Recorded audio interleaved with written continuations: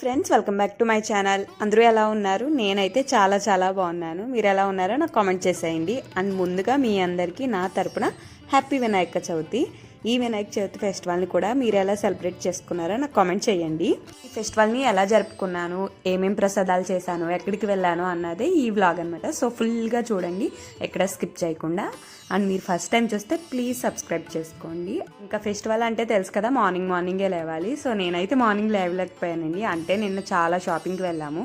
So KR Puram shopping అంటే నార్మల్గా ఉండదు అసలు. సో నేను వీడియో తీద్దాం అనుకున్నాను, బట్ తీయలేకపోయాను. ఫుల్ రష్ అనమాట. ఇంకా సో మేము వచ్చేయడానికి చాలా లేట్ అయిపోయింది. కూడా ఏమీ ప్రిపేర్ చేసుకోలేదు. మార్నింగ్ లేచి చేసుకుందామని చెప్పి నైట్ పడుకుని పోయాము. మార్నింగ్ కూడా త్వరగా లేగలేకపోయాము. సో మార్నింగ్ లేవగానే ఇంకా మా హస్బెండ్ ఓ పక్కన నేను పక్కన స్టార్ట్ చేసాము. ఇక్కడైతే ఆయన అప్పుడే బయటకు వెళ్ళొచ్చి మామిడి తోరణాలు అవి కడుతున్నారు. ఇంకా నేనైతే ఇక్కడ ప్రసాదాలు అవి ప్రిపేర్ చేస్తున్నాను.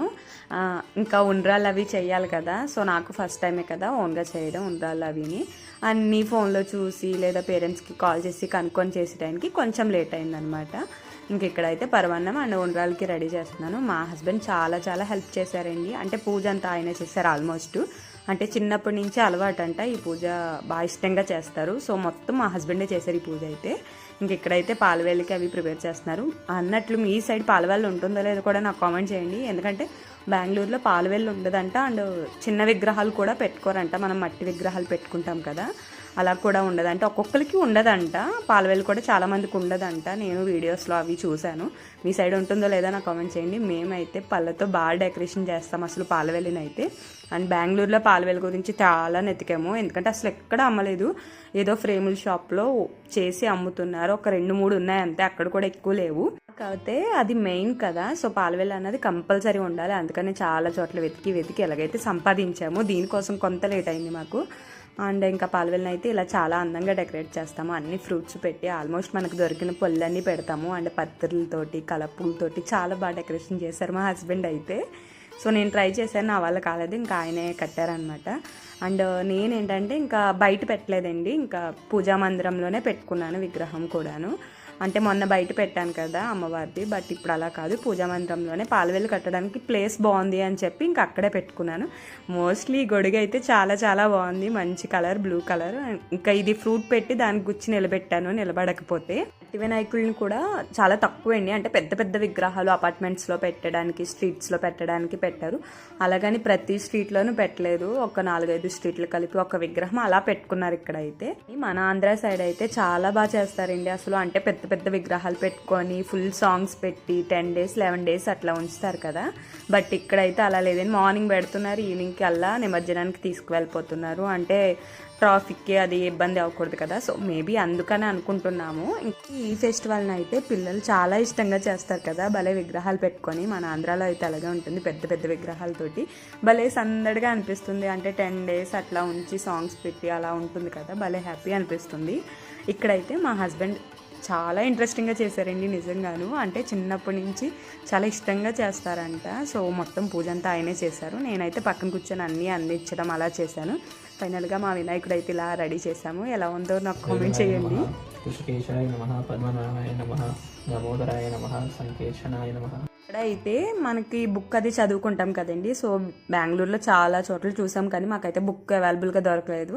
మొన్న వరలక్ష్మి వ్రతానికి కూడా అలాగే అయింది కదా. సో ఇప్పుడు కూడా బుక్ దొరకలేదు. ఇంకా మా హస్బెండ్ అయితే ఫోన్లోనే వినాయక చవితికి సంబంధించిన బుక్ చదువుతూ ఉన్నారనమాట. ఇంకా అలాగే పూజ చేసుకున్నాం. నెక్స్ట్ టైం మాత్రం ప్రీ ప్లానెడ్గా తెచ్చుకోవాలి అని అనుకున్నాం ముందే. ఎందుకంటే ఇక్కడ అవైలబుల్గా లేని అని ముందే, ఇప్పుడు అంటే ఫస్ట్ టైం కదా మాకు కూడా, ఇప్పుడే తెలుస్తుంది. సో నెక్స్ట్ టైం అయితే కంపల్సరీ అవి తీసుకురావాలి అని చెప్పి గుర్తుపెట్టుకున్నాము. అంతే కదా, మనకి అంటూ ఒక ఎక్స్పీరియన్స్ అవుతేనే కదా అలాంటివన్నీ గుర్తుంటాయి. సో నేను ఆల్మోస్ట్ అన్నీ తెచ్చుకున్నాను. బట్ అంటే పూజకి సంబంధించినవి చాలా మట్టుకు తెచ్చుకున్నాను. బట్ బుక్స్ అవి ఇక్కడ ఉంటాయిలే అన్న థాట్లో ఉన్నాము. బట్ ఇక్కడైతే అస్సలు ఆ బుక్స్ అంటే బుక్ చదవడం అవేమీ ఉండదు ఇక్కడ. సో అవి అయితే దొరకలేదు. ఇంకా మా హస్బెండ్ అయితే బాగానే ఆలోచించారు. నేనేమనుకున్నానంటే ఫోన్లోనే వీడియో ఏదైనా పెడతారేమో మొన్నట్లాగా అని చెప్పి అనుకున్నాను. బట్ ఆయన అయితే బుక్కి సంబంధించిన పేజెస్ చదువుతూ ఆయనే పూజ అంతా చేశారు సొంతంగాను. చాలా ఓపిక్గా చేశారు. నాకైతే భలే హ్యాపీ అనిపించింది. ఈ ఫెస్టివల్కి చిన్నప్పుడు భలే ఎంజాయ్ చేసేవాళ్ళమండి. అంటే బుక్స్ అన్నీ తెచ్చుకొని దాని మీద ఓం రాసుకొని, అంటే పూజ దగ్గర పెట్టేవాళ్ళం కదా బుక్స్, భలే అనిపించింది. బట్ అంటే చాలా స్ట్రీట్స్లో వినాయకులు అవి పెడతారు కదా, ప్రతి స్ట్రీట్కి వెళ్ళి వినాయకుడిని చూడడం, అక్కడ ఆ బొమ్మ బాగుంది, ఇక్కడ ఈ వినాయకుడు బాగున్నాడు, ఇంక ఇలా ఉండేది. బట్ ఇక్కడైతే బెంగళూరులో చాలా చాలా తక్కువ. అసలు ఊర్లో ఏంటంటే స్ట్రీట్స్ని క్రాస్ రోడ్స్ అంటారనమాట. అంటే ఫస్ట్ క్రాస్, సెకండ్ క్రాస్ అట్లా ఉంటుంది. మాది వచ్చేసి ఒక 10 క్రాసెస్ ఉంటాయన్నమాట. మా స్ట్రీట్ వచ్చేసి అంటే అప్ సైడ్, డౌన్ సైడ్ అలా ఎత్తు పల్లాలు ఉంటాయి కదా, రోడ్ కట్టే పక్క ఉన్నాయని, అప్ ఇటు సైడ్ ఉన్నాయని, డౌన్ అలా చెప్తారు. అలా 10+10 20 స్ట్రీట్స్ కలిపి ఒక్కటే పెట్టారండి వినాయక చవితి రోజు.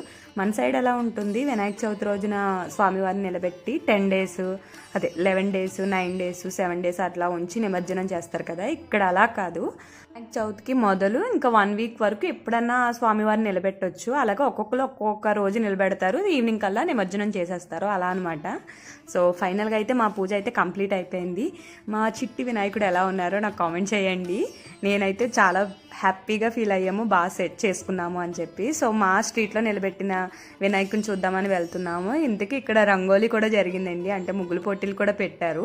ఇంక ఇది వచ్చేసి డీజే బాక్సెస్ ఆ రథం అనమాట. వెనకాల అయితే స్వామివారిని ఊరేగించడానికి రథం చాలా బాగా చేశారు పూలతోటి. అండ్ ఇక్కడ డీజేస్, సాంగ్స్, డ్యాన్స్లు అవన్నీ జరుగుతున్నాయి. మేమైతే ఫస్ట్ వెళ్ళి వినాయకుని దర్శనం చేసుకొని వచ్చేద్దామని చెప్పి గుడికైతే వెళ్ళాము.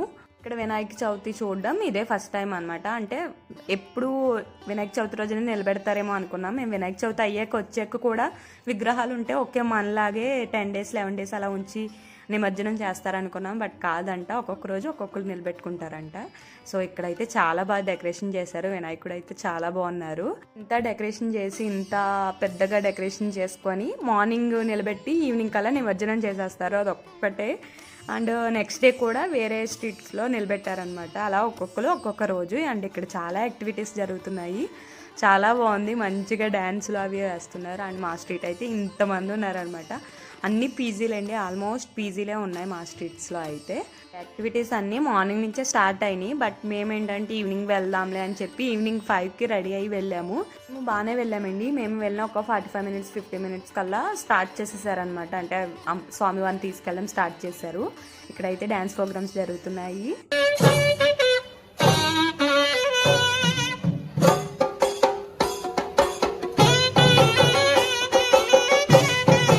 డెకరేషన్ చూడండి ఎంత బాగా చేశారో, అంటే ఏదో టెంపుల్కి వెళ్ళిన ఫీలింగ్ అనమాట.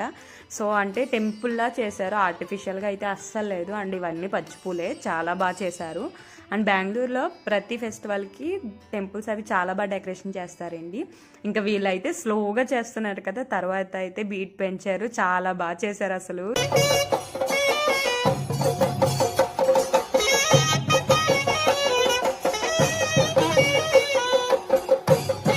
చాలా మంది ఉన్నారు కదా, ఇంతమందిలో ఏంటా ఈ వ్యాన్ అనుకున్నాము. బట్ ఇక్కడైతే బ్లాక్ కలర్ ఉంది కదండి, దాంట్లోంచి అయితే షైన్ పేపర్స్ అవి బయటకు వస్తున్నాయి అనమాట, స్ప్రే లాగా.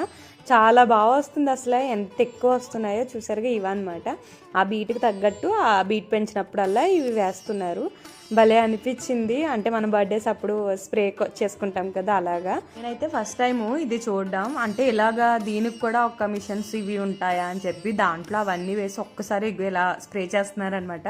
భలే వస్తుంది, ఆల్మోస్ట్ అందరి మీద పడుతుంది, కవర్ అవుతుంది చివరి వరకును.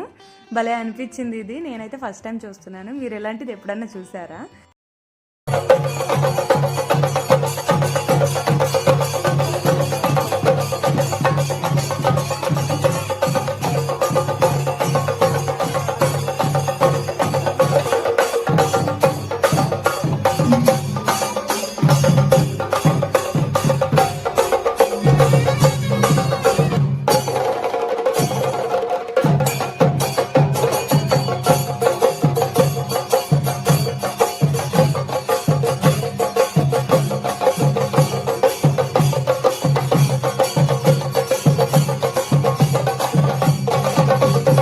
బాగా చేశారు కదండి. బట్ అది మోయడమే చాలా కష్టం.